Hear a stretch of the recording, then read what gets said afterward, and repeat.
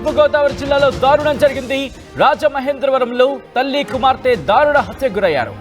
మహమ్మద్ సల్మా సానియాను కత్తితో పొడిచి చంపేశాడు శివకుమార్. తల్లి కుమార్తెను చంపి ఇంటికి తాళం వేసి పారిపోయాడు నిందితుడు. దానికి సంబంధించి ఆ కథను మీరు చూడడం జరుగుతోంది. సల్మా భర్త అబ్దుల్ మజీద్ కొద్ది రోజుల క్రితం అనారోగ్యంతో మృతి చెందాడు. మజీద్కు సల్మా రెండో భార్య. వీరిద్దరి కుమార్తె సానియా. శ్రీకాకుళం జిల్లా నందిగాంకు చెందిన శివతో సల్మాకు పరిచయం ఏర్పడింది. శివకుమార్తో సల్మాకు వివాహేతర సంబంధం ఉంది అంటూ కూడా తెలుస్తోంది. ఈవెంట్ యాంకర్గా పనిచేస్తోంది సల్మా. ఈవెంట్లలో లైట్ మ్యాన్గా పనిచేస్తున్నాడు శివకుమార్. సల్మా మరొక వ్యక్తితో ఫోన్లో మాట్లాడుతోందని శివకు అనుమానం కలిగింది. దీంతో కోపంతో సల్మాతో పాటు కూతురు సానియాను కూడా చంపాలని ప్లాన్ చేశాడు శివ. 4 రోజుల నుంచి సల్మా ఇంట్లోని గడిపాడు శివకుమార్. వేరే వ్యక్తితో ఫోన్లో మాట్లాడుతున్నామంటూ ఇద్దరి మధ్య ఘర్షణ తలెత్తింది. దీంతో కోపంతో తల్లి కూతుర్లను కత్తితో పొడిచి పొడిచి పొడిచి పొడిచి చంపేశాడు శివకుమార్. ఆ తర్వాత అక్కడి నుంచి పారిపోయాడు. కొవ్వూరు సమీపంలో శివను అరెస్టు చేశారు పోలీసులు.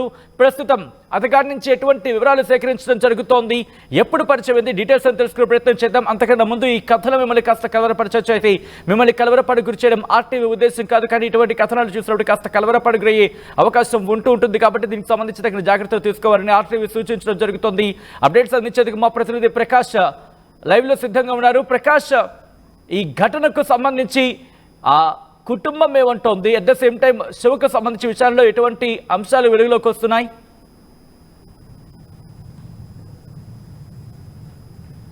సచిన్, ఏదైతే రాజమండ్రిలో జరిగినటువంటి ఘటన చాలా దారుణమైన ఘటనగా చెప్పాలి. అలాగే ప్రియుడే ఎముడై అలాగే తల్లిని అలాగే ప్రియురాలను కూడా అతి దారుణంగా చంపినటువంటి ఘటన అయితే స్థానికంగా సంచలనంగా మారింది. ఏదైతే ఏలూరు ఎస్ఆర్ స్టేడియం సమీపంలో ఉన్నటువంటి ఎవరైతే అబ్దుల్ మజీర్ అనే ఆయనకైతే ఇద్దరు ఎవరైతే పెళ్లి అయింది, అలాగే ఇద్దరు భార్యలు ఉన్నారు. అందులో రెండవ భార్యగా ఉన్నటువంటి ఎండి సాల్మా, ఆమె అయితే 38 సంవత్సరాలు. ఆమె గతం అక్కడ ఏలూరులోనే కొన్నాళ్ళ నుంచి ఉంటున్నారు. అలాగే ఈ యొక్క ఎవరైతే అబ్దుల్ మజీర్ కి రెండో భార్య కూడా మొదటి భార్య ఉంది. మొదటి భార్య రాజమండ్రిలో ఉన్నారు. రాజమండ్రిలోనే నివాసం ఉంటున్నటువంటి పరిస్థితి ఉంది. అలాగే రెండవ భార్యగా ఉన్నటువంటి సాల్మా, ఎండి సాల్మా 38 సంవత్సరాలు. ఆమెకు ఒక కుమార్తె కూడా ఉంది. 3 సంవత్సరాల క్రితమే ఈ యొక్క ఎవరైతే అబ్దుల్ మజీద్ అయితే చనిపోయినటువంటి పరిస్థితి ఉంది. ఏలూరులోనే ఉంటున్నటువంటి సాల్మా ఇటీవల 3 నెలల క్రితమే ఇక్కడ రాజమండ్రిలో ఉన్నటువంటి ఉక్కుంపేటలో పంచాయతీలో ఉన్నటువంటి ఒక ఇంట్లోకి అయితే అద్దెకు ఉంటున్నటువంటి పరిస్థితి ఉంది. ఈ నేపథ్యంలోనే అలాగే ఇప్పుడు ఎవరైతే సాల్మా కుమార్తె ఎవరైతే ఉన్నారో సోమియా అలియాస్ సనాగా పిలుచుకొస్తుంటారు. ఇప్పుడు సనాకైతే తండ్రి లేకపోవడంతోనే సనాగా ఈవెంట్ ఆర్గనైజర్ గా పనిచేస్తుంది. అలాగే ఈవెంట్లు నిర్వహిస్తూ పలు కార్యక్రమాలకైతే వ్యాఖ్యాతగా వ్యవహరిస్తుంది, అంటే యాంకర్ గా వ్యవహరిస్తూ తన జీవనం అయితే సాగిస్తుంది. తల్లిని అలాగే ఇద్దరు కూడా జీవనం సాగిస్తున్నటువంటి పరిస్థితి ఉంది. అలా ఏలూరు ఎస్ఆర్ స్టేడియం నుంచి ఇటీవల రాజమండ్రి ఉక్కుంపేట వచ్చి అక్కడికి అద్దెకుంటున్నటువంటి పరిస్థితి ఉంది.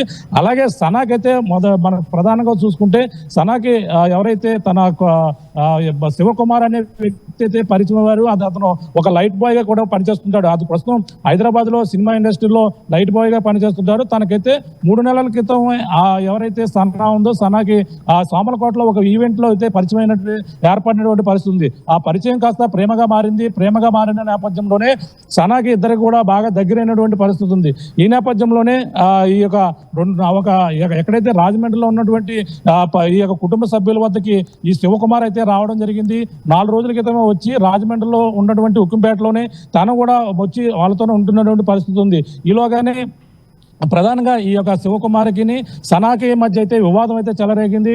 తను వేరొక ఫోన్లో వేరొక వ్యక్తితో మాట్లాడుతుందని అక్కసు పెట్టుకుని తనైతే ఇద్దరి మధ్య కూడా శనివారం కూడా వాగ్వాదం జరిగింది. ఎవరైతే సనాకి సంబంధించినటువంటి అన్నయ్య ఎవరైతే మా అబ్దుల్ మజీర్ సంబంధించినటువంటి మొదటి భార్య కుమారుడు, మూడవ కుమారుడు ఈ యొక్క చిన్నమ్మ ఎవరైతే ఉన్నారో ఎండి సాల్మా ఇంటి వద్దే ఉంటున్న నేపథ్యంలోనే చెల్లి వద్దే ఉంటూ సరదాగా గడుపుతున్నటువంటి పరిస్థితి ఉంది. ఈ నేపథ్యంలోనే గొడవ ఎవరైతే శివకుమార్ రావడం, శివకుమార్ వచ్చి ఈ యొక్క ఇంటి వద్ద ఉండడం కూడా చూసి మాట్లాడడం కూడా జరిగింది.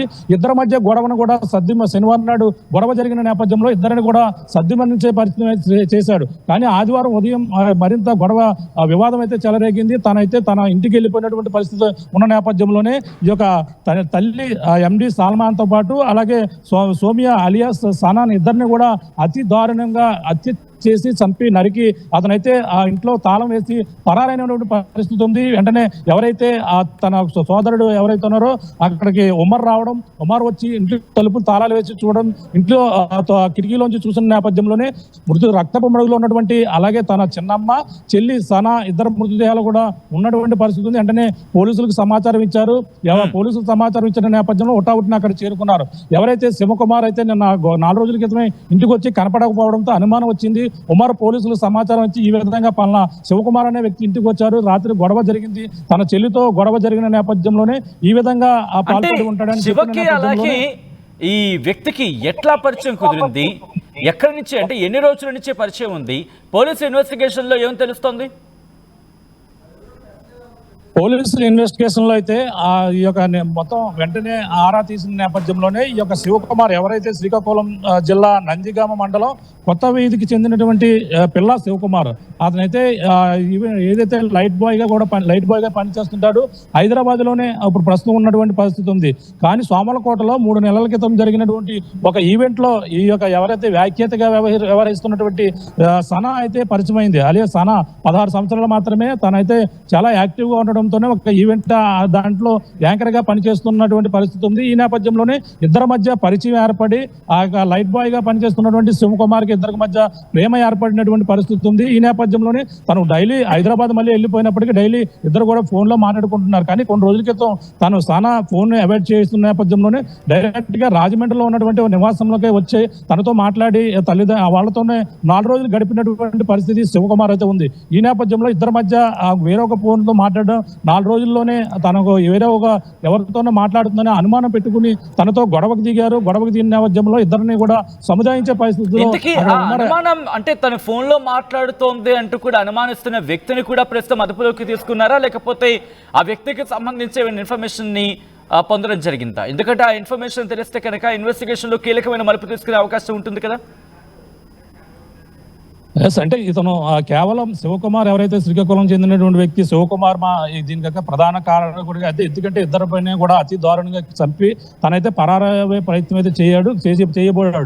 ఏదైతే కొవ్వూరు రాజమండ్రి రైల్ బ్రిడ్జ్ ఏదైతే ఉందో రైల్ బ్రిడ్జ్ వద్ద సమీపంలోనే అనుమానంగా ఉంటున్న నేపథ్యంలోనే పోలీసులకి ఆ లొకేషన్ ఆధారంగా ట్రాక్ చేసి వెంటనే ఆ కొవ్వూరు ఎస్ఐ కూడా అక్కడ ఉటావుటిన అక్కడ చేరుకుని తను పట్టుకునే ప్రయత్నం అయితే చేశారు. పట్టుకునే ప్రయత్నంలో ఎస్ఐకి కూడా స్వల్ప గాయాలు అయ్యాయి. అందులో వెంటనే శివకుమార్ని పట్టుకుని ఆ ముళ్ళ పొదలో మొత్తం భారీగా అక్కడ ఉన్నటువంటి పరిస్థితి ఉంది. పారిపోయే ప్రయత్నంలో ఈ యొక్క ఎస్ఐకి కూడా గాయాలవి శివకుమార్ను పట్టుకుని విచారణ అయితే ప్రస్తుతం అయితే చేపడుతున్నారు. ఎవరైతే మరొక వ్యక్తితో మాట్లాడుతుందని అది కేవలం అతను అనుమానంగానే భావిస్తున్నారు. కానీ ఈ యొక్క సాల్మా వ్యాఖ్యాతగా వ్యవహరిస్తున్న నేపథ్యంలోనే పలు రకాలుగా పలువురితో ఈ యొక్క మాట్లాడవలసిన పరిస్థితి ఉంటుంది.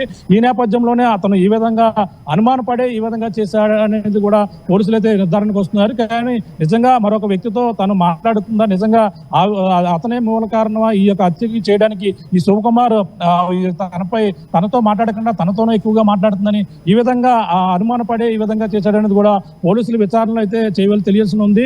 జిల్లా ఎస్పీ కూడా అక్కడ చేరుకున్నారు. సంఘటన స్థలానికి చేరుకుని మొత్తం అంతా కూడా పరిశీలిస్తున్నటువంటి పరిస్థితి ఉంది. మొత్తం దీనిపై ఇంకా మరిన్ని ఆధారాలు అయితే రావాల్సిన వివరాలు అయితే తెలియాల్సిన పరిస్థితి ఉంది. పోలీసులు ఇన్వెస్టిగేషన్ లో మొత్తం అంతా అక్కడ కూడా చేరుకుని ఇప్పుడే అంతా కూడా దర్యాప్తు అయితే కొనసాగుతున్నటువంటి పరిస్థితి ఉంది చెప్పాలి సచిన్.